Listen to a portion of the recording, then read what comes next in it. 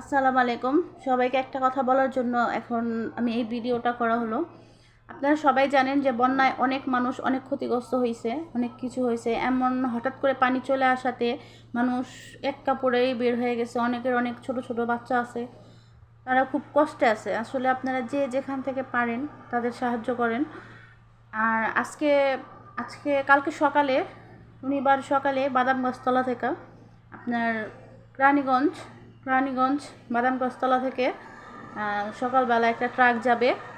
তো আপনাদের কাছে একটা কথাই বলার ছিল যে আপনারা যে যাই পারেন আপনাদের ঘর থেকে, ছোট বাচ্চা হোক বা বড় মানুষের হোক, যেরকম হোক, ছোট বাচ্চাদের একটা গেঞ্জিও যদি হয় তাও আপনারা দেওয়ার চেষ্টা করেন বা দিয়েন।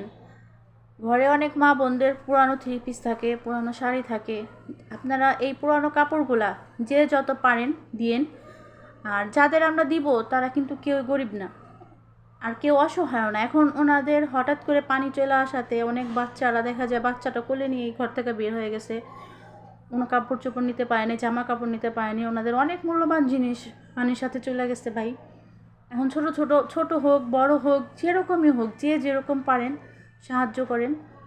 আপনাদের যদি কারো পুরান কাপড় ঘরে থেকে থাকে তাহলে দিয়েন, সেটা থ্রি পিস থাক, শাড়ি থাক, বা ছোটোদের গেঞ্জি থাক, বড়োদের গেঞ্জি থাক, লুঙ্গি থাক, প্যান্ট থাক, যেটাই আপনার আছে সেটুকু দিয়ে সাহায্য করেন।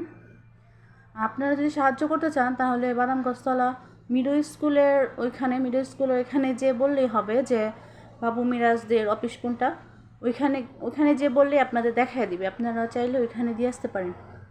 ধন্যবাদ।